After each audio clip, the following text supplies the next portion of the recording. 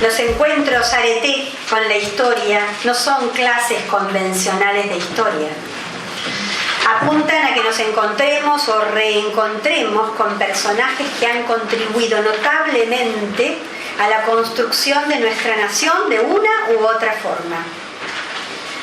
Son una instancia que creemos tan necesaria y que hace a la formación de ciudadanía, centro de nuestra labor como instituto y como ONG, especialmente en estos tiempos de revisionismos históricos fáciles y relatos impuestos. Sobre Lisandro de la Torre podemos decir que en la Argentina del siglo XXI bien vale la pena recordar la historia de un joven abogado, nieto de vascos, proveniente de la ciudad de Rosario, en la provincia de Santa Fe. En su tiempo le tocó en suerte ser uno de los máximos referentes de la lucha de este país contra la corrupción, el autoritarismo, el clericalismo como factor de poder y los sucios negociados entre los gobiernos de turno y los grupos económicos internacionales. Don Lisandro de la Torre fue abogado, productor agropecuario, político, filósofo, escritor, diputado, senador y frustrado candidato a gobernador y presidente de un país. Ese país que insólitamente supo darse el lujo de enviar al ostracismo histórico a un verdadero hombre ético, ejemplo de conducta cívica más allá de la comunión con su pensamiento e ideario. Eduardo Rodríguez Leirado. El encuentro con Lisandro de la Torre será conducido por Verónica Elisa Campi, profesora nacional de Historia, egresada del Instituto Superior de Profesorado Sagrado Corazón en 1983. Realizó trabajos de investigación sobre historia argentina desde 1880. Parece tan chiquita, ¿no? Hasta la actualidad. Participó en cursos sobre cuestiones de límites internacionales y su problemática y dictó cursos y seminarios sobre historia argentina y latinoamericana. Actualmente es docente en institutos y de forma particular. Prepara alumnos secundarios, terciarios y del ciclo básico común en la UBA en Ciencias Sociales, como también prepara aspirantes a ingresar a institutos de formación militar y de la Policía Federal. La profesora Campi ya ha colaborado con nuestra agrupación Juan B. Justo, acercándonos a la figura de don Arturo Frondizi en el año 2012, en la sede del Colegio Don Bosco de la localidad de Bernal, provincia de Buenos Aires. Y espero que hoy todos la disfrutemos como lo hicimos en aquella oportunidad. Bienvenida, gracias. profesora. Sí. Buenas noches a todos. Yo le comentaba a Daniela antes de empezar que estoy un poco difónica, pero que si San Martín cruzó los Andes en una camilla, yo puedo darles a ustedes una charla, ¿no? Hablábamos con Daniel, no hay problema. Yo también, así es. Bueno. Por eso no leí. Bueno, sí es verdad, en una oportunidad estuvimos hablando de Arturo Frondizi y ahora nos toca, a todos digo nos toca porque me encanta la charla, ¿no? Con todos, acerca de un personaje como Lisandro de la Torre que está muy en el pensamiento nuestro actual justamente por todo lo que él denunció, por todas las situaciones que denunció y por lo solo que lo dejaron también, ¿no? Virginia empezó a hablar un poco de cuál fue su origen. Él nació en 1868 en Rosario. En realidad no se llama Lisandro, él se llama Nicolás Lisandro, porque cuando nació no le querían poner el nombre Lisandro porque no estaba permitido, con lo cual le pusieron Nicolás y bueno, y él le gustaba Lisandro, así que todo el mundo lo llamaba Lisandro. Él en realidad no quiso ser abogado, él era un amante de la filosofía, y la filosofía de esa época era la filosofía positivista, que era la que estaba en Europa en ese momento en primera línea, ¿no? La filosofía positivista, del cual el máximo exponente es Augusto Comte, trata sobre todo en que la verdad solo es conocida por la experiencia. Por lo tanto, las ciencias fácticas, sobre todo las ciencias como la medicina y las de investigación, son las que están mejor preparadas para esa filosofía, porque es lo que se puede percibir por los sentidos y lo que tiene una experimentación. Esa filosofía estaba en contra del pensamiento de la Iglesia en ese momento, por eso hablaban del anticlericalismo de él, porque todo lo que era progreso para el positivismo chocaba con todas las ideas que se tenían, que por supuesto no son las ideas que se tiene ahora en la Iglesia, pero sí en ese momento. Por lo tanto, él quería ser filósofo, pero como no era una carrera de grado, no había una facultad de filosofía y letras, tuvo que seguir ciencias jurídicas, que era justamente lo que podía seguir en una facultad. Pero hago esta aclaración porque en la vida de Lisandro de la Torre es muy importante la filosofía. Él la aplica a un montón de situaciones, incluso en la política. Todo su ideario tiene que ver con la filosofía y la ciencia. Es algo que a él lo persigue toda la vida.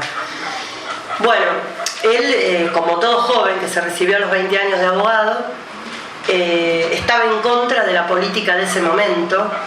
En ese momento, en el año 1889, cuando fue la Revolución del Parque, estaba la Unión Cívica de la Juventud, que era todo un grupo de jóvenes que querían justamente cambiar la situación de la oligarquía de ese momento, de la élite, del grupo que gobernaba, y que en realidad lo que se mantenía a través del fraude electoral. Roca, que fue el máximo exponente de todo este sistema, tenía lo que se llamaba la máquina electoral. La máquina electoral era una máquina de hacer presidentes, digamos. O sea, el presidente saliente era el que nombraba al sucesor. Hacía un testamento político y bueno, cualquier parecido con algo que conozcan de la realidad, bueno, pero en ese momento es como que se sabía quién iba a salir. Incluso hay autores de literatura argentina como Pairó, que escribió un libro que se llama Pago Chico también, que él decía que la gente se acostaba a la noche y ya sabía quién iba a salir al otro día, ni iba a votar porque sabía que el patrón iba a votar por él, o sea que ni se preocupaban por votar, ¿no? O sea, en todo este sistema empezó a actuar Lisandro de la Torre, junto con el grupo que, digamos, estuvo en ese momento con él. Leandro Nealem, él era un admirador de Leandro Nealem, también de Aristóbulo del Valle. Bueno, él actúa en la revolución, o sea, participa activamente, no solamente en esta revolución, sino que además empieza a pertenecer a la Unión Cívica, porque, les comento, la Unión Cívica es anterior a lo que es la Unión Cívica Radical. La Unión Cívica era un grupo donde también actuaban personajes como Mitre, que tenían una política más conciliadora, si se quiere de alguna manera, o más conservadora con respecto al choque con Roca. Pero bueno, primero empezaron todos juntos, como a veces hay alianzas que están todos juntos, y después empiezan a ver las diferencias que hay entre ellos. Algo que lo sabemos, digamos, por historias políticas recientes, que las alianzas muchas veces tienen ese tema, que se empiezan a dividir. En 1891 se dividen estos pensamientos distintos, los que querían ir al choque, los que querían terminar con esa situación de corrupción inmediatamente, como era el caso justamente de Leandro Nealem, y los que preferían una política más tibia. Entonces se dividen y se forma la Unión Cívica Nacional liderada por Mitre y la Unión Cívica Radical liderada por Alem. La Unión Cívica Radical se había propuesto de cualquier forma terminar con el PAN, que era el Partido Autonomista Nacional, y terminar con toda esa política del fraude. Entonces comienzan una etapa de revoluciones. No quiero hacerlo muy largo porque fueron varias, pero donde tuvo una participación muy activa Lisandro de la Torre fue en 1893. Él estaba como, digamos, líder de toda la revolución en la zona de Santa Fe. También hubo una revolución en Buenos Aires liderada por Hipólito Yrigoyen, y la otra fue en San Luis. De todas estas revoluciones, la única revolución que triunfó fue aquella que lo tuvo como líder a Lisandro de la Torre.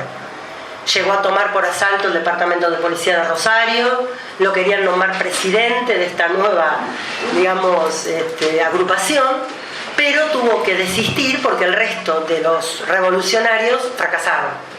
Por lo tanto, volvieron a la situación del principio, ¿no? Una situación donde tenían que seguir luchando por lo que ellos llamaban la causa. Saben que en la época justamente de las revoluciones radicales, ellos decían que era la causa que iba a luchar contra el régimen. Y el régimen justamente era este régimen oligárquico.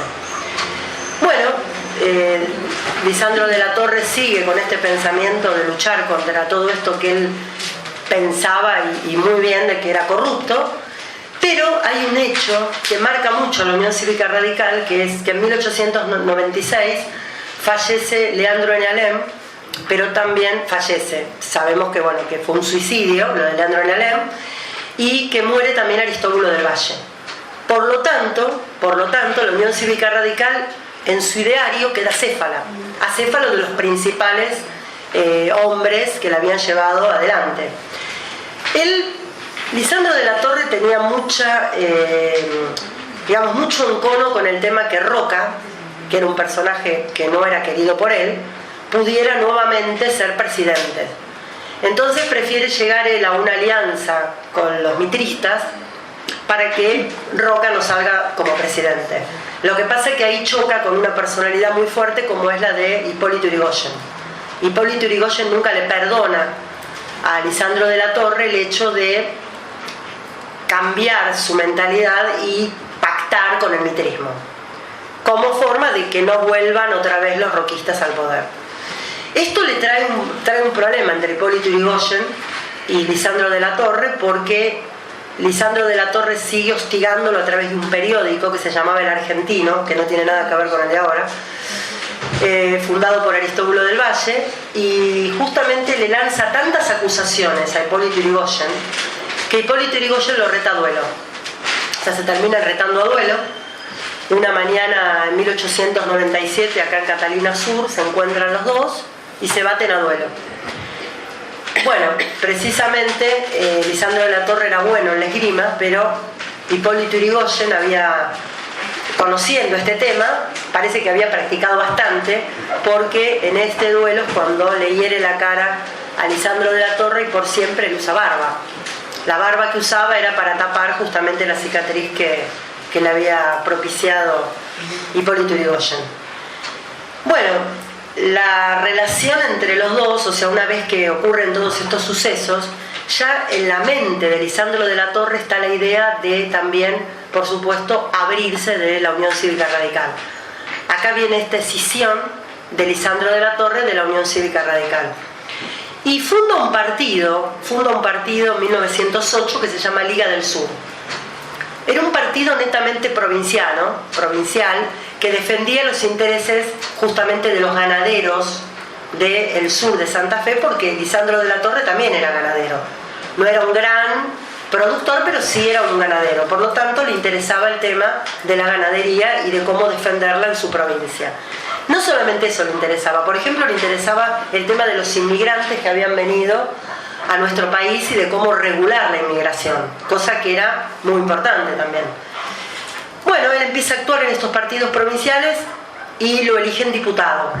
O sea que la carrera política de él empieza ya desde 1890, cuando tenía 20 años. Pero vemos que va avanzando cada vez más. Ahora es diputado por la provincia en 1911. Pero debe desistir porque la provincia es intervenida. Es intervenida por el gobierno nacional, que tenía una política bastante fuerte con respecto a las provincias. Con lo cual, tiene que esperar a 1912, y en 1912 pasa algo muy importante para nuestro país, que es la ley Sáenz Peña. Es la primera vez que se puede votar por un voto obligatorio, secreto, universal, para los hombres. Con mis alumnas digo, porque a las mujeres les interesa mucho esto de decir universal. Universal es lo que se sentía y se percibía en el mundo como universal, pero no fue voto universal, ese es un error. El voto era masculino. Pero bueno, fue un paso más, ¿no?, que se dio para que la gente pueda participar. Y lo eligen como diputado, pero esta vez va a ser diputado nacional. que ya era importante para introducirse en todo este mundo de la política. Y hay otro paso importante más que con esta ley Sáenz Peña se hace, que es por primera vez elegir un presidente de la nación con el voto de la ley Sáenz Peña. En esta oportunidad Lisandro de la Torre da un paso más, y esto lo cuento para ver cómo él va subiendo en su carrera, para ser candidato a presidente. Él va a tener que enfrentarse justamente con Hipólito Yrigoyen, la fórmula Hipólito Yrigoyen y Pelagio Luna, por un lado, y Lisandro de la Torre Carbó, que era un socialista, que lo acompañaba en la fórmula. Bueno, por supuesto, todos lo sabemos, que la fórmula ganadora fue la fórmula de Hipólito Yrigoyen. Pero sí que este partido fue importante, esta jugada de Lisandro de la Torre para ir cada vez más, digamos, introduciendo este partido que de la Liga del Sur pasa a llamarse Partido Demócrata Progresista. Este partido que hasta la década de 1970, hay un personaje, por ejemplo, muy conocido, Martínez Raimonda, por ejemplo, en política, y también Manrique, que fue ganador en tercer puesto en las elecciones presidenciales del 72, con lo cual les cuento cómo fue cambiando de nombre este partido, ¿no? Para que lo tengan más fresco. Bueno, Lisandro de la Torre siguió trabajando durante la presidencia de Yrigoyen, pero a nivel provincial. Él siempre siguió.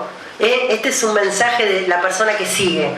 A pesar de que era minoría en ese momento, a pesar de que el radicalismo quería ocupar todos los lugares, él siguió trabajando con su idea. Esto fue en el 1916, pero en 1932 él vuelve a proponerse como candidato presidencial nuevamente en las elecciones donde justamente gana las elecciones. Y ahí se propone con otra fórmula también, con Repetto, que era otro socialista, Lisandro de la Torre Repetto, que por supuesto la concordancia, el partido oficialista, por decirlo de alguna manera, de Justo triunfó.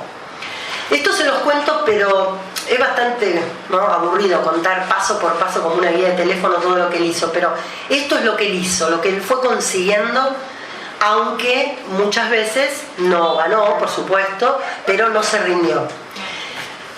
Lo más conocido y lo más importante de toda esta historia de Lisandro de la Torre, lo que más conocemos, es toda esta pelea que él protagonizó, del cual hoy yo elegí un fragmento de una película que vamos a ver dentro de un ratito nomás, los 7 minutos finales de la película, obviamente porque es una película larga, que se llama Asesinato en el Senado de la Nación, que es una película que pinta de una manera bastante real lo que pasó ese día. Aunque yo les traje un periódico, por ejemplo, para que vean la escena real de lo que pasó en el Congreso, es muy grave lo que pasó en el año 1935. Yo creo que si pasara ahora, no sé cómo nos sentiríamos, porque fue un hecho muy grave. No sé si la historia creo que lo minimizó muchas veces, pero tendría que recordarlo más a menudo, lo que pasó con el Congreso, porque fue un acto muy brutal, por decirlo de alguna manera, ¿no? Y ahora nos vamos a referir a él. Antes de hablar de lo que pasó ese día en esas sesiones del Senado, es importante saber qué pasaba con la ganadería en nuestro país. Para saber cuál fue la lucha de Lisandro de la Torre, es importante saber qué pasó con la ganadería. En el gobierno de Justo se firma un pacto que se llama el Pacto Roca-Runciman, o también llamado Tratado de Londres, por el cual Argentina debía negociar de una manera casi obligada con Inglaterra la cuota de carne que debía exportar, ya que Inglaterra además había firmado anteriormente pactos, como los pactos de Ottawa, con todas sus colonias, para tratar de llevar sus productos, o sea, exportar sus productos y trabajar con la materia prima de sus colonias, encerrándose así económicamente dentro de sus dominios, no teniendo demasiada comunicación económica con otros países. Argentina sabemos que siempre estuvo ligada comercialmente con Gran Bretaña. Por lo tanto, para los ganaderos argentinos no poder ubicar su ganado era un perjuicio muy grande. Yo digo esto porque la mayoría de los autores, incluso Lisandro de la Torre, critica a este acuerdo, porque es un acuerdo que favorece ampliamente, ¿no es cierto?, los intereses británicos, a los grandes frigoríficos también, a los grandes productores, sobre todo a los invernadores. Sabemos que hay un grupo que son los criadores y otros los invernadores, y los que más se beneficiaban eran los invernadores. Él estaba en contra de los pools también, de todos estos grupos monopólicos, digamos, que se querían quedar con todos los beneficios. Por otro lado, no había demasiada solución en ese momento, porque no tenían a quién venderle el ganado, y por lo tanto no era un perjuicio solamente para los ganaderos, sino para el país entero que vivía de esas exportaciones. O sea que fue un momento muy duro y muy difícil. Por supuesto que por este acuerdo no solamente se quedaban con ganancias los frigoríficos, sino también que debían comprarle el carbón para los ferrocarriles a Inglaterra. Inglaterra se quedaba con terrenos al costado de los ferrocarriles. O sea, fue un pacto realmente que algunos lo toman como una traición al país directamente, a la Argentina. Pero por otro lado, la gente se cree que los ingleses estaban contentos con este pacto.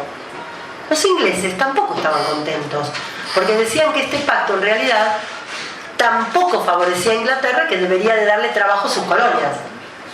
Y decían que habían caído nuevamente en la trampa argentina. Por lo tanto, tampoco este acuerdo no fue querido por nadie, ni por Inglaterra ni por todos los que le criticaron en nuestro país.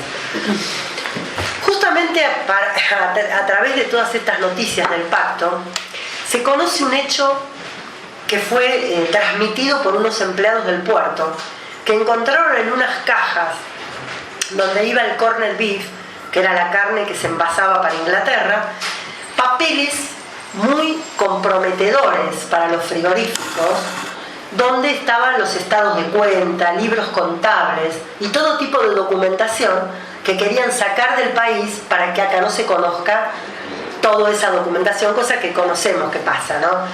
Incluso últimamente se avisa, entonces van, sacan las cosas, les dan un poco de tiempo. Bueno, ahí no les dieron tiempo porque los empleados del puerto los vieron. ¿Una valija había? No, eran cajones. Eran cajones, pero algo así, ¿no es cierto? Sí. Bueno, estos cuando se conoció fue un escándalo terrible. Yo creo que ahora si encuentran un cajoncito de algo, no es nada, pero en ese momento realmente fue muy grave. El conocimiento de este fraude, de esta corrupción fue muy grave. Tan grave fue que lo que hizo fue provocar toda una reacción en el Congreso para investigar todo lo que había pasado. El bloque del Partido Demócrata Progresista fue el primero que lo que quiso fue investigar en varias sesiones del Senado qué había pasado con esto que habían encontrado y con todo este negociado de las carnes. El nombre que se le daba era el negociado de las carnes. Bueno, primero los senadores investigaron tres cosas que les llamaban mucho la atención. Uno era por qué Argentina recibía un precio más bajo por el ganado que, por ejemplo, el que recibía Australia. Otro, si Argentina era el único país del mundo que recibía un trato semejante. Y además, qué pasaba con la cuota del 11% de las carnes que debían de cumplirse tal cual el pacto. Con lo cual, esto mereció una investigación en el Senado. Los senadores investigaron todos estos hechos, se citó el ministro de Agricultura, que lo vamos a ver en la filmación de la película, Duo, de apellido francés, y Pinedo, que era socialista y que en ese momento era ministro de Hacienda y, ministro de Economía. Ellos eran los que debían de dar las explicaciones, aparte de qué era lo que había pasado con el negociado de la carne. Si bien los senadores que no eran Lisandro de la Torre apuntaban a los frigoríficos, o sea, culpaban principalmente a los frigoríficos de quedarse con las mayores ganancias, Lisandro de la Torre, en su debate, apuntó algo más alto que a eso. Fue precisamente al acuerdo, hoy en día casi diríamos una asociación ilícita o algo por el estilo, entre el gobierno de Justo y los frigoríficos. No se quedó solamente en un debate puntual con respecto a criticar la postura de los frigoríficos, sino que involucró al gobierno de Justo en este negociado, cosa que era muy grave. Y después les voy a contar las consecuencias políticas de todo esto, ¿no? Jugada. Sí, me gustaría que primero vamos a ver este trozo de la película, que es el trozo final, y después vamos a hablar de cuáles son las consecuencias de todo esto.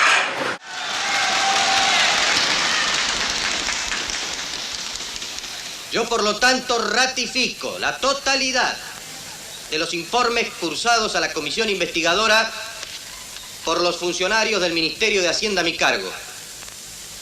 Esos informes han aclarado definitivamente... No han aclarado nada. ¡No interrumpa!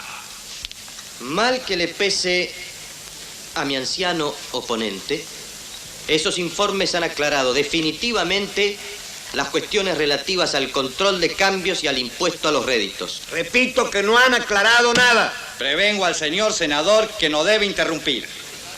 Los periodistas sostienen que anunciar que un perro mordió a un hombre no es noticia.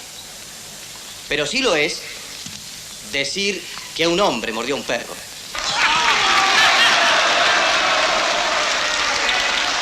Y al explicar cómo han procedido mis funcionarios, no puedo calmar el ansia de escándalo, porque mis funcionarios son hombres buenos, que no muerden, pero que como todos los mortales que andan por la calle están expuestos a que los muerdan.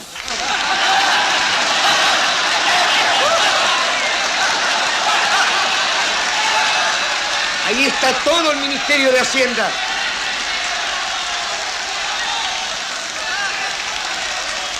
Lo felicito, Piñero. Déjelo por mi cuenta, ese viejo cabrón. Pido la palabra. Tiene la palabra el señor senador por Santa Fe. Los hechos que no tienen una explicación lógica y honesta necesariamente deben tener una explicación ilógica y deshonesta. Es pues por el gusto de inventar mentiras que el señor ministro de Hacienda... No permito eso, señor presidente. Ruego al señor senador que guarde estilo en sus expresiones. Y a lo que no es cierto, ¿cómo se le llama? Inexacto.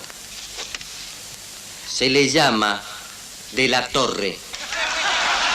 El ministro dice eso porque es tan insolente como cobarde. ¡Eso es una provocación! No tiene derecho a hacer valer sus canas. Yo no he hecho valer nada. La presidencia debe Sí, lo ha hecho. obligarlo a guardar... Pido la palabra para poner en su lugar al embustero. No se puede seguir así. Es un botarate.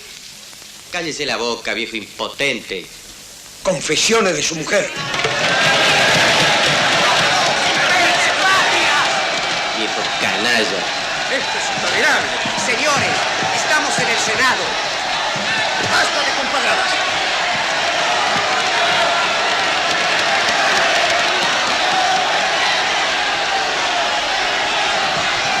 Le repito que es tan insolente como cobarde. Usted sabe que por mis convicciones yo no me bato. La cobardía es su única convicción.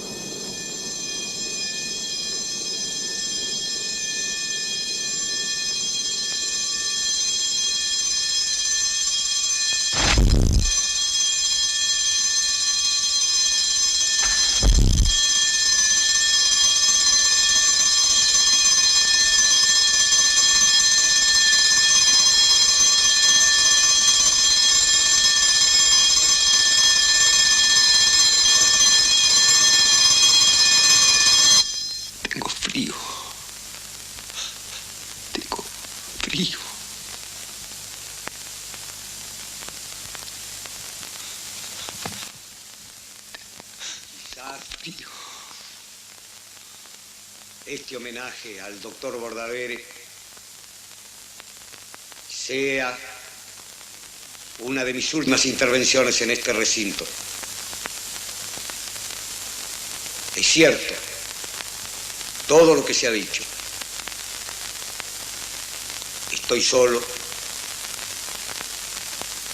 estoy viejo, estoy cansado. Antes de retirarme, quiero decir, sin embargo, que las balas que según algunos se dispararon contra mí, las balas que traidoramente hirieron a Enzo por la espalda, en realidad estaban dirigidas al corazón del Parlamento argentino. Este es un crimen político. Es a este Congreso al que la violencia, la oligarquía y el imperialismo quieren silenciar. Porque aún este Congreso, viciado por el fraude y la obsecuencia, los incomoda. Porque en este Congreso resuenan voces que en otro sitio no se escucharían. Se conoce el nombre del matador, pero hace falta conocer el nombre del asesino. Son ciegos quienes no quieren ver una conjura contra las libertades argentinas. Estamos, como hace medio siglo, frente al problema de organizar la democracia por el sufragio. Pero yo confío, y esta es mi última confianza, en que el pueblo argentino, tarde o temprano, sabrá reconquistar y defender su libertad. Les explico. Este es Pinedo, Duo, que era el ministro de Agricultura. ¿Ese es el asesino de Bordaberry? No, el asesino es Valdés Cora, que es uno que saca el revólver. Ese es el asesino. Por eso cuando dice se sabe quién es el matador, pero no el asesino, es porque el matador es el que ahora diríamos el sicario. Sí. Pero el asesino, para ellos, es el mismo gobierno que hizo todo esto para callar todo esto del negociado de la carne. Lo que pasa es que lo que dice Lisandro de la Torre, en realidad, es que no es solamente un ataque a un partido, un ataque a un bloque, es el ataque al Congreso, porque es la falta de libertad para poder decir lo que uno quería decir. Eso es lo grave, que atacaron a lo único que le queda al ciudadano que lo represente, que es el Congreso. ¿Qué edad tenía cuando se suicidó? 70 años. El tema es así, esto fue en el año 1835, después de esto hubo un duelo, porque ustedes escucharon que hay una parte de la película que Pinedo dice que él, por sus convicciones, no sé si serían religiosas o de qué tipo, no se iba a batir a duelo. Pero sí se baten a duelo de pistolas, pero el tiro no sale favorecido para ninguno porque no muere ni Lisandro de la Torre ni él. Con lo cual, bueno, quedó así el tema, ¿no? O sea, lo que él hizo fue un suicidio porque creo que él nunca pudo asimilar la muerte de Enzo Bordaberry, senador joven por Santa Fe, un hombre realmente brillante, y no se pudo reponer nunca de la idea de la culpabilidad de que quiso, digamos, como ayudarlo a él y por eso recibió él los balazos, ¿no?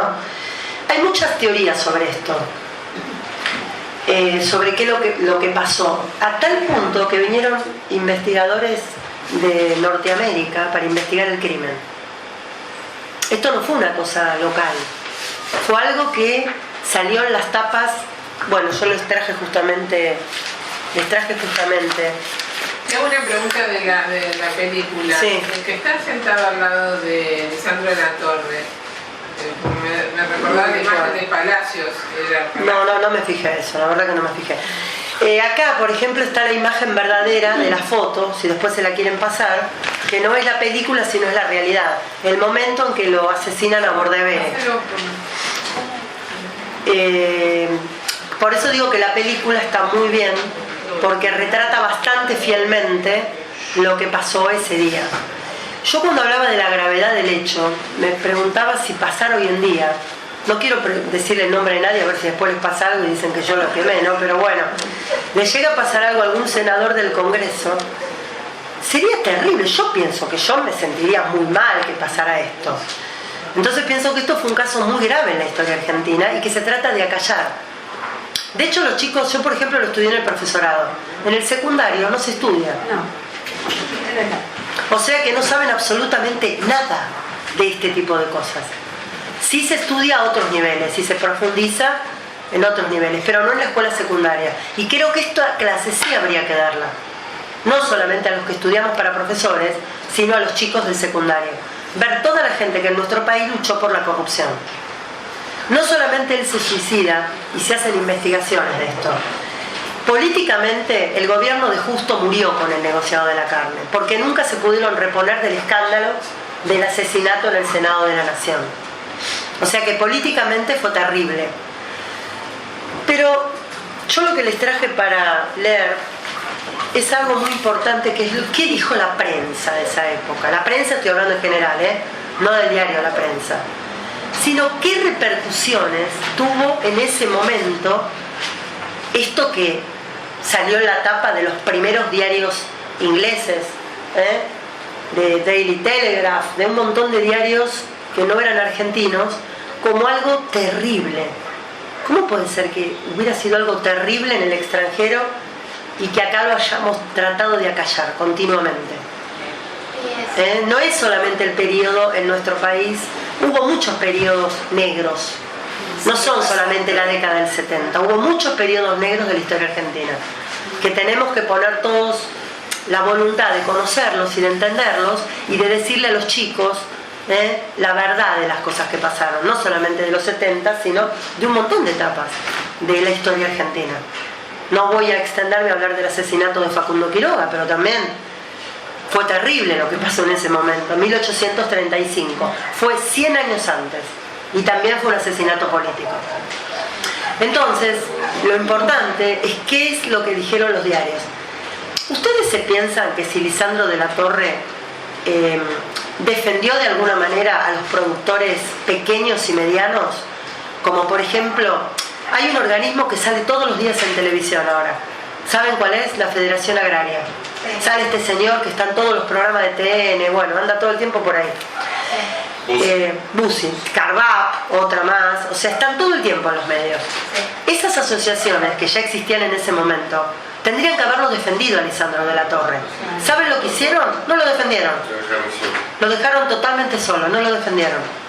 Con lo cual, si él estaba luchando por los derechos del pequeño y mediano productor en contra de los monopolios y de los frigoríficos, tendría que haberlo por lo menos apoyado. Tampoco lo apoyaron.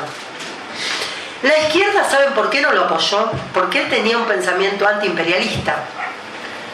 No lo apoyó porque la izquierda, sobre todo la urbana y el marxismo urbano, el de la ciudad, se autodefine ellos como imperialistas y no quieren antiimperialistas, sino quieren que nadie use el término que usan ellos. O sea que únicamente la izquierda puede usar el término antiimperialista. Como Lisandro de la Torre era de centro, socialista, pero de centro, no podía embanderarse dentro de lo que para ellos era la izquierda. Por lo tanto, tampoco la izquierda lo defendió. Los altos grupos oligárquicos, como el diario, por ejemplo, La Fronda, que era un diario en ese momento oligárquico acá en nuestro país, tampoco lo defendió. Y todos trataron de alguna manera, arreglarse con el gobierno de Justo, que estaba en el poder, para tratar de sacar algún beneficio económico. Pensando, bueno, fue un debate, en realidad esto va a seguir, las exportaciones argentinas van a seguir y todos vamos a seguir ganando dinero. Por ese motivo lo dejaron solo.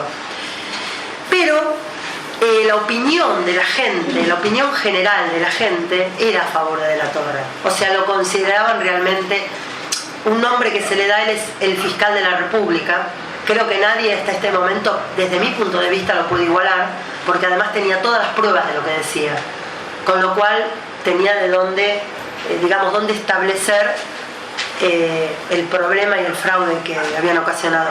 Pero por otra parte también lo llaman el senador antiimperialista.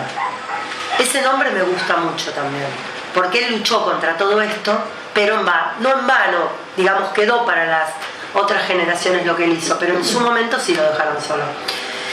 Para terminar, el diario La Prensa, esto lo escribió un inglés, da la casualidad que los ingleses escriben muy bien sobre la historia argentina. Robert Potash también escribió muy bien sobre la historia argentina y tuvieron acceso a la mayoría de los archivos como para poder sacar la mejor información. El diario La Prensa, y lo dice un inglés, uno de los diarios más respetables de Buenos Aires, logró aparentemente expresar la opinión general. Esto es lo que en general pensaba la gente. Creemos que estamos en presencia de uno de los trabajos parlamentarios más útiles realizados hasta hoy en el país. Y el hecho de que haya sido ensombrecido por un crimen que constituye una gran vergüenza no le resta trascendencia. La investigación del Senado ha adelantado en varios años la solución que no puede ser fácil del problema ganadero nacional en todo lo que se relaciona con el comercio exterior e interior de carnes. De hoy en adelante, ni la actual administración ni sus continuadores podrán permanecer impasibles ante los procedimientos monopolistas, violaciones de las leyes y evasiones de impuestos que se han demostrado, so pena de incurrir en las más severas sanciones morales de la opinión pública. Eso se ha ganado hasta ahora en la jornada. Yo creo que esto es lo mejor como síntesis que podían poner sobre Lisandro de la Torre. Creo que nadie más podría haber hecho lo que hizo. Sin embargo, si vamos, porque la historia no murió, ¿no? Como yo digo, la historia se proyecta en el futuro. La vivimos nosotros todavía porque estamos viviendo problemas que tenemos en la historia nacional, pero también lo vamos a proyectar a las generaciones que vengan. Esto no tendría que haber sucedido nunca más, y sin embargo, vemos que sigue sucediendo. Entonces lo importante de todas estas jornadas que hacemos creo que es darnos cuenta de que esto no tiene que volver a pasar. Concientizar a la gente de que si esto pasó y hubo una muerte de un inocente de por medio, que no tendría que seguirse hablando tan livianamente de la corrupción. Podríamos nombrar miles de cosas que nos están pasando. Los ferrocarriles, lo que pasó con la gente de Once, pilas de muertes de inocentes. Y esto creo que es, con esta película, un mensaje que es lindo verlo en la película, porque la verdad que Oscar Martínez de Pinedo creo que es el que mejor lo pudo representar. Da ganas de pegarle. La verdad. En ciertos locales donde se exhiben otro tipo de películas nunca había asesinato. Bueno, eso hablábamos. Pueden exhibir quebracho. Sí, hay muchas películas que tocan temas interesantes de la historia argentina, pero esta película creo que también la tendrían que proyectar, y hay compañeros míos, profesores de historia, que sí se la dan a los alumnos, pero son los menos, son los menos. No es un tema que se toque demasiado, y creo que es muy importante. Bueno, creo que... lo que dijiste vos, que la gente en general estaba a favor. La gente lo reconoció. Sí, lo reconoció, pero ¿qué votaron? Exactamente, la gente lo reconoció en su momento, pero siguieron... Estamos en la época del desarrollo histórico. Y bueno, ¿hay en esa época nada más? No, que estoy hablando que en aquel momento vos no ibas a votar. Y se toman la derecha. Votaban los muertos. Ahora no. Ahora votas por el subsidio, pero no voy a entregar. ¿Y cuál es la diferencia? ¿Qué? ¿Cuál es la diferencia? Que progresamos. Llevamos 10 años de liberación nacional. Digo, Llevamos 10 años de liberación nacional, ¿viste? Es espectacular. ¿Cuál es la diferencia? Eso voy. La diferencia... Bueno, perdóname, la diferencia es que hay una democracia formal y una democracia hace 100 años, cuando seguían todavía los radicales y luchaban por la pureza de la democracia. Hace 100 años se luchaba por la pureza de la democracia. Ahora lo único que se pide es un subsidio. O sea, somos 100 veces más imbéciles que hace 100 años. No sé si está claro, soy muy duro para expresar. No, está bien. Soy muy duro. Yo respeto soy la muy opinión duro. de todos. Soy muy duro. Yo lo que pienso cuando que vos sometés a la gente formal... a la esclavitud y la llevás de nuevo a la Edad Media para que viva de un subsidio, que es lo mismo que un siervo, le privás de educación, Sí, es le un privás de agua, formalismo, le privás de ¿no? comida, entonces estamos en lo que estamos ahora. La Ni siquiera Nacional de estamos con la Roma. época del 30. ¿Qué? No hay Eso forma solamente parte de la libros. servidumbre. Y yo lo que quería decir era que hay una democracia formal y una democracia en la práctica. Si uno vota y dice tengo una democracia formal, bueno, de repente es porque existe el voto y entonces en la formalidad la gente vota, que es lo que estábamos hablando. ¿Vos decís que esto es una democracia? No, yo lo que digo es que la democracia, no lo digo yo, lo dicen los que escriben sobre leyes. Hay una democracia formal, que es la democracia de que hay un voto, como hay un voto es un gobierno democrático, y está la democracia de todos los días, que es la que ver si la gente se puede educar, si la gente puede tener una asistencia médica y un montón de cosas más que hace una verdadera democracia, y sobre todo el respeto por los demás. Entonces, si vos me preguntás si esto es una democracia, te tengo que contestar que si en todas partes del mundo dicen hay elecciones en la Argentina, sale un presidente y ese presidente, sea quien sea, es reconocido por la comunidad internacional, ese voto es válido. Ahora, si me decís si la forma en que vive la gente es una democracia, yo te diría que no. Eso es la diferencia. No podemos hablar de democracia solo como un término aislado. Tiene varios sentidos. Sí, el tema es el siguiente. Nosotros siempre planteamos desde en nuestra ONG, primero y principal, que la Constitución lo que garantiza en su artículo 1 es república. Acá hay democracia, pero no hay república. Exacto. Una democracia sin república es una tiranía de mayorías. Exacto. O sea, electos democráticamente, pero se ponen por encima de la ley, por lo tanto no es república, porque la república es el gobierno de la ley y la democracia es el gobierno de las mayorías. Cuando el gobernante elegido democráticamente se pone por encima de la ley, hay elección democrática del gobernante, pero el gobernante no es republicano porque cree que está por encima de la ley que está. Bueno, vos estás planteando para el problema que se llama de la legitimidad. Claro. O sea, un gobierno es legítimo, pero también sí respeta la ley. Puede ser un gobierno elegido, pero pierde su legitimidad desde el punto en que no cumple con la ley. Entonces podés decir, la gente votó, pero ¿qué votó? ¿Que no se cumpla con la ley? No, la gente vota por la ley. O sea, es un tema muy discutible. Estamos elegidos por la ley, ¿no? Por la Constitución. Exactamente. Yo lo que pienso es que sí sirve todo esto desde el punto de vista de que la gente sepa que no pasaron cosas ahora, que no van a seguir pasando cosas, sino que pasaron también en el pasado. Yo creo que es importante conocerlo. Y está en nosotros y en los que educan gente, como me puede pasar a mí y a otro montón de personas más, o a los mismos padres, enseñarle a los hijos todo lo que pasó en la historia argentina. No embanderarse ciegamente, y eso es algo que me dijeron a mí cuando empecé a estudiar historia. Si alguien tiene prejuicio, se levanta y se va. No es profesor de historia. Puedo tener mi idea, pero yo no la voy a trasuntar. No me voy a poner una camiseta de un partido político para dar una clase de historia. Yo puedo tener una idea, pero no la voy a trasuntar a los demás. Voy a darles la libertad para que la gente elija lo que considera que es lo que tiene que ser.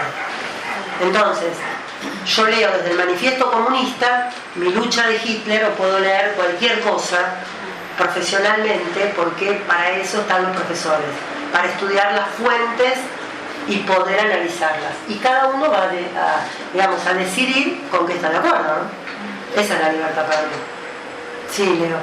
Perdón, tengo una pregunta. Sí. De que vos pones la camiseta para que le das la libertad a la gente que enseña que elija su propio camino político actual, creo que me estás diciendo.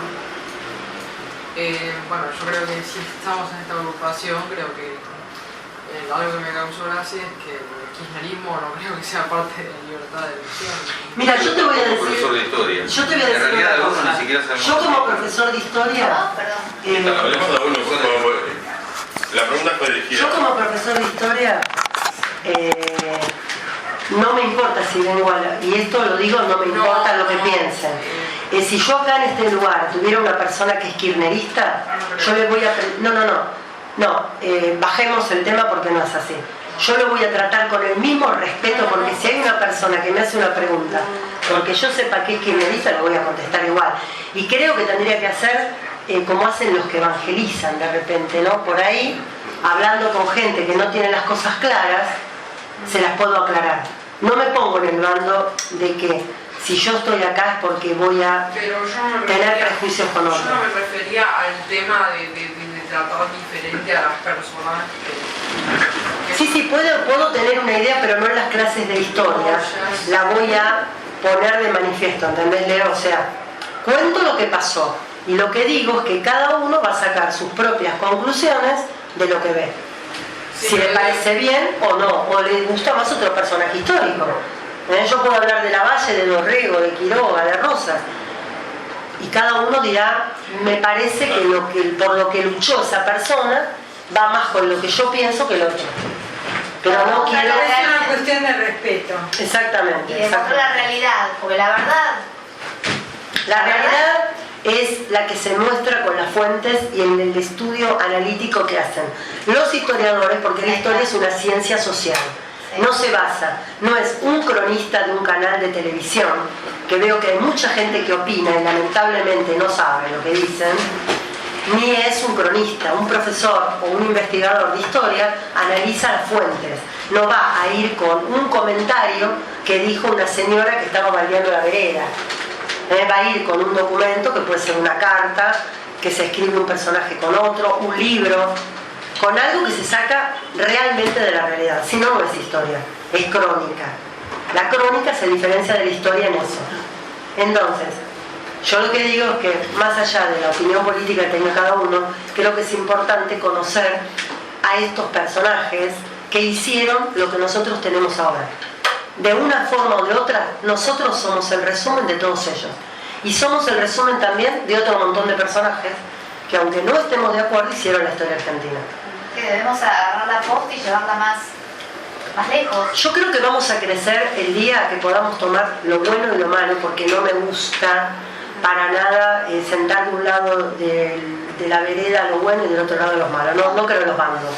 Creo que todos tenemos la parte positiva y la parte negativa dentro de nosotros mismos. Y lo mismo pasó con todos los personajes que conocimos. También hubo una crítica a Lisandro de la Torre, que se las voy a decir, que por más que él iba con los documentos, nunca se pudo probar fehacientemente que lo que él dijo era real. Él iba con los datos, pero tampoco hubo un comité de investigación internacional que dijo tuvo razón Lisandro de la Torre. O sea que según este autor que tomó todos los datos fehacientemente de archivos, de cartas de documentos y de estados contables de los frigoríficos, no le puede dar la razón a Lisandro de la Torre. Con lo cual dice que quedará en el entendimiento del lector saber si piensa que tuvo razón y se la ocultaron, o que realmente no hubo tanto para criticar al gobierno de Justo. Con lo cual no nos queda más que pensar que cada uno de nosotros, por eso digo, estudiando el personaje, viendo incluso la película, leyendo libros, saque su propia opinión también del tema. Yo creo que hizo muy bien Lisandro de la Torre en denunciar todo esto, más allá, esa es mi opinión, más allá de lo que le pasó. Por otro lado, otros personajes históricos han tomado otras resoluciones, no se quedaron solos porque a lo mejor de repente hicieron alianzas, de repente cambiaron su forma de pensar en el camino, fueron evolucionando de otra manera. O fueron más prácticos. O fueron más prácticos, y eso no es que eran malos ni buenos. Por ahí en algunos momentos, si lo hablamos con Daniel una vez, ¿te acordás el tema de Roca? Con el tema de los límites con Chile, por ahí hay presidentes que parece que fueran pactistas o acuerdistas en un momento determinado, y por ahí pudieron llegar a un acuerdo que no dejó que hubiera una guerra, por ejemplo. O sea, y que muriera mucha gente en forma inútil. Y visto desde ese ángulo, por ahí era criticable en ese momento por tener una actitud acuerdista. Entonces, yo dejo a la libertad de todos lo que vimos, espero que les haya servido para acercarnos más a este personaje, que puede tener defectos, virtudes, y me quedó hablar del suicidio, que él se suicidó una tarde de verano del mes de enero, cuando cumplía, era la época que él iba a tener 70 años, o sea que fue aproximadamente en 1839, solo, aparentemente, según cuentan los que vieron el escenario del suicidio, dejó pagar sus cuentas, despidió a la mucama que tenía y él se pegó un tiro en la sien en su propio despacho. Así lo encontraron los que encontraron a Lisandro de la Torre. Ese fue el fin que él tuvo. A lo mejor nunca pudo sobrellevar quizás la muerte de su amigo. Además, ¿Cuánto tiempo había transcurrido entre la muerte de su amigo? 3 años. ¿Era senador todavía? Él no, en ese momento él cuando fue lo del gran debate se retiró. Porque él no quiso, dijo que él no quería nunca más volver a estar en el Congreso. O sea, él consideraba que el hecho de haber hablado del negociado de la carne produjo sistemáticamente la muerte de Bordaberry. O sea, él lo veía como causa-consecuencia. Y por ese motivo no quiso. Y aparte porque no creyó más en el Congreso, porque si ustedes lo escuchan, por más que él diga que tenía esperanza, en ese momento él ya no tuvo más esperanza. O sea, él pensó que se había dado un golpe mortal al Congreso de la Nación, que la corrupción del gobierno de Justo había terminado con el Congreso. Y por ese motivo él lanzaba todas sus armas y no podemos decir que era un cobarde porque se batió en su vida 2 veces a duelo. O sea, que no era que lo hizo por cobardía precisamente, sino porque pensaba que ya no tenía más sentido, porque dijo, estoy solo y viejo, no tengo con quién luchar. Estaba muy cansado de la lucha. Pero bueno, espero que les haya gustado y que nos hayamos acercado.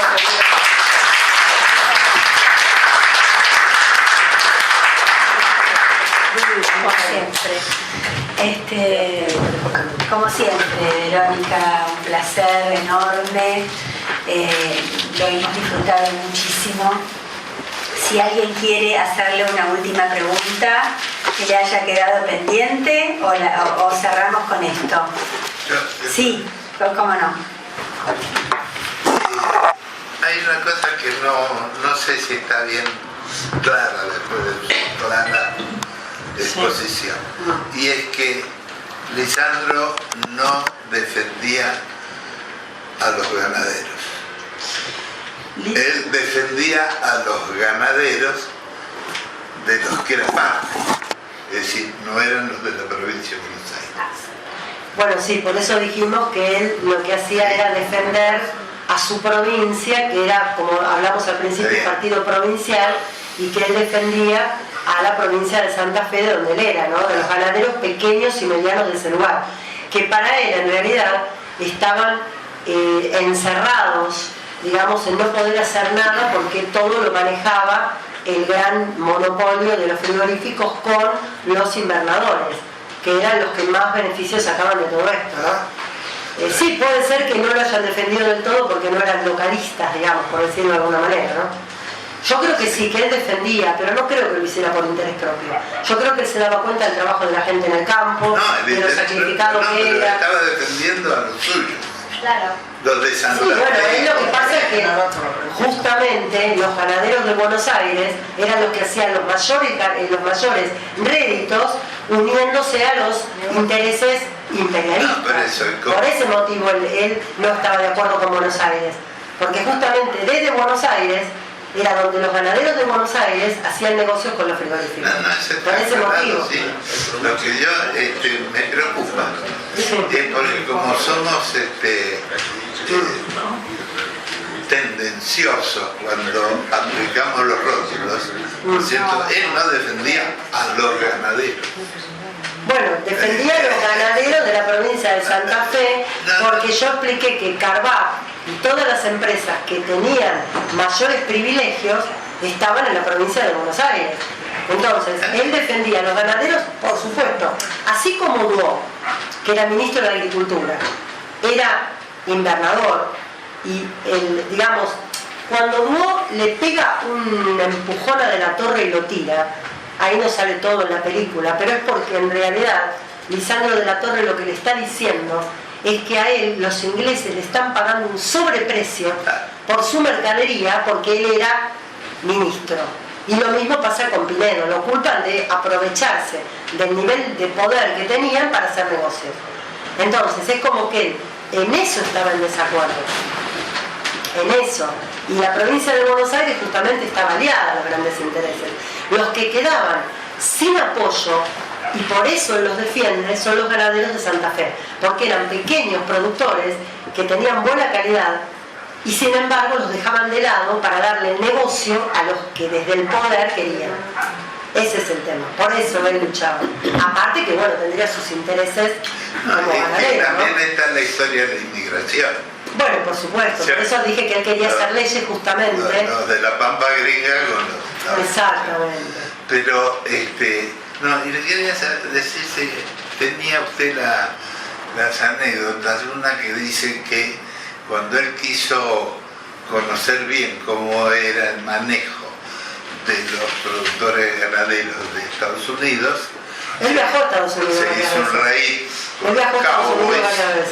desde el este al oeste. Claro, él aparte era un admirador político de Estados Unidos. Una de las cosas con las que él lucha con el radicalismo es porque el radicalismo era verticalista.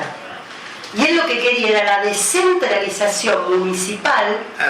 Y justamente la tesis con la cual él se recibe de abogado es con eso, con la descentralización, para que desde cada localidad, desde cada pueblo, pudiera haber gobiernos, como había en ese momento en Estados Unidos, que tomaran decisiones. Y se encontraba con un partido, como el partido que en ese momento era el radicalismo verticalista, donde todo tenía que pasar siempre por revisión de los líderes.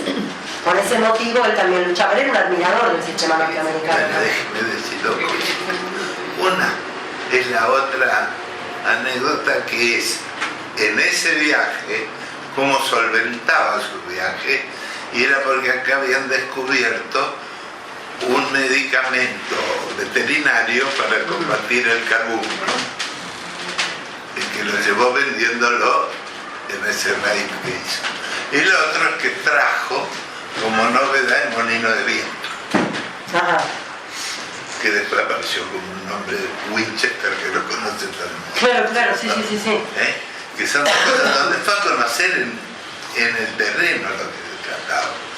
Y que el imperio estaba en Londres y no en Nueva York o Washington. Bueno, lo que pasó con la economía argentina es que durante todo el siglo XIX Argentina estuvo pegada a Inglaterra, y cuando empezó todo el despliegue industrial norteamericano y empezaron las exportaciones norteamericanas al resto del mundo, fue dejándose un poco de lado el comercio con Inglaterra para empezar una nueva etapa de comercio también con los norteamericanos de Argentina. Pero esto de la carne, bueno, es un tema, tendríamos que remontarnos a la época de los saladeros para ver todos los negocios que hubo en Argentina con la carne. Es todo, por eso hay un libro solamente de eso, de toda la historia económica que tiene que ver con el ganado. Y es bastante largo porque pasó por etapas, digamos, bastante largas, entre lo que fue nosotros como colonia con los españoles hasta llegar al siglo XX, ¿no? Pasó por muchas etapas la ganadería. Creo que este es un punto bisagra, ¿no? La muerte de Bordaberry y lo que pasó con Lisandro de la Torre es una bisagra en la historia argentina. Yo le digo bisagra a lo que era antes y a lo que es ahora. Hay hechos que cambian radicalmente la historia, y creo que esto que pasó en el Congreso en 1935 fue una bisagra con respecto al tema de la corrupción. Así que bueno, te dejo el... Bueno, muchas gracias a todos.